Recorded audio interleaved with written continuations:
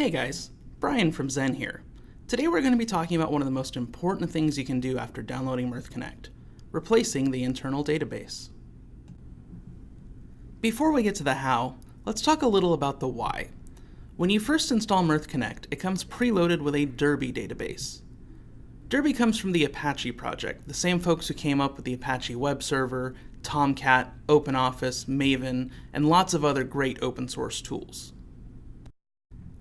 The reason for choosing Derby as the default database for Mirth Connect is simple. It's incredibly lightweight and is easily embedded in a Java application. Once you download Mirth Connect, the database is already set up and ready to go. Fantastic for getting started and testing the product right away. However, Derby is not designed for large-scale volume. It'll struggle mightily if you try and put it into a production environment. If you're maybe doing a very small project that'll have very little throughput, you can get away with it, but for most production environments, you'd want to move on to a more robust database platform. This is also true if you're just testing Mirth Connect for the first time. If you try and stress test its capabilities while using the integrated Derby database, you'll be severely disappointed by the performance. So, which database should you use? Mirth Connect natively supports all the major SQL databases: Oracle, MySQL, SQL Server, etc. It can also support any SQL database you can provide the proper driver for. So the choice is up to you. What are you familiar with? What do you maybe have a license for? Our personal pick here at Zen is Postgres. It is an enterprise-grade database that is completely open source. We've used it in many very large-scale deployments and have never had performance issues. For the purposes of today's demonstration, that is what we'll be using. However, if you choose to use any of the other databases available, the steps you see here in this video will be largely the same. The tools we're going to be using today for this demonstration are Mirth Connect version 3.4.2, Postgres, and pgadmin. For the purposes of this demonstration, we're going to assume you have already installed Mirth Connect and Postgres using their default configurations. Let's go ahead and take a look at the Mirth Connect administrator. We're starting off with the default installation, so we have the Derby database installed, as you see here. Our first step is to create a new database using pgadmin. To do that, we're going to click under Servers, Databases, then go up to Object, Create, Database.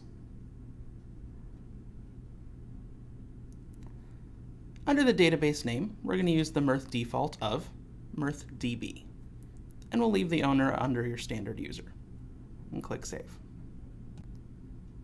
Now we need to launch the Mirth Connect Server Manager.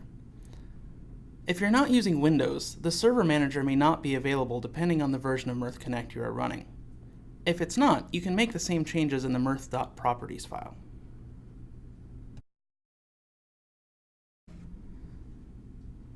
When you've launched the manager, you're going to click on the Databases tab.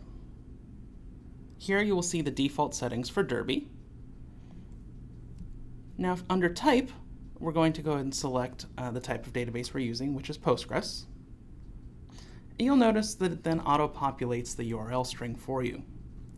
If you've changed anything from the default settings, such as not hosting it on localhost or using a different port, you'd make those changes here. Similarly, you'll see the name MirthDB, our database name, at the end. You want to make sure that's accurate as well. Then we just pass it our credentials and click Apply. Now you head over to the Services tab, and it's time to restart the Mirth Connect service.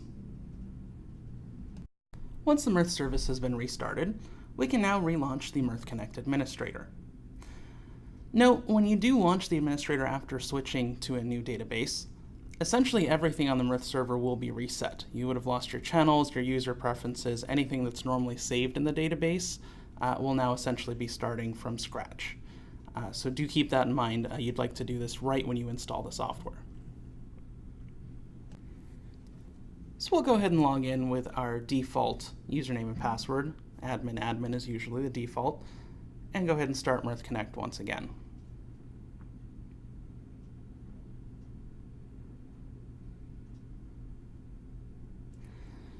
Now you'll notice once Mirth Connect starts, as I mentioned, everything's going to be reset. You're also going to have the initial registration form, as well as any other notifications or tips that you'd normally get when you first launch a server. You'll see those windows will pop up here. We can go ahead and just enter our default information again just to move on for the sake of the demonstration. And now you'll see down in the log, under our database string, we are now connected to a Postgres database. And we are done. You are now ready to start testing Mirth Connect with an enterprise-level database. I hope you found this tutorial helpful. You'll find some helpful links down in the description if you need some additional information. If you have any questions or comments, feel free to drop them down in below, or you can always head over to our website at www.consultzen.com or email us at info@consultzen.com.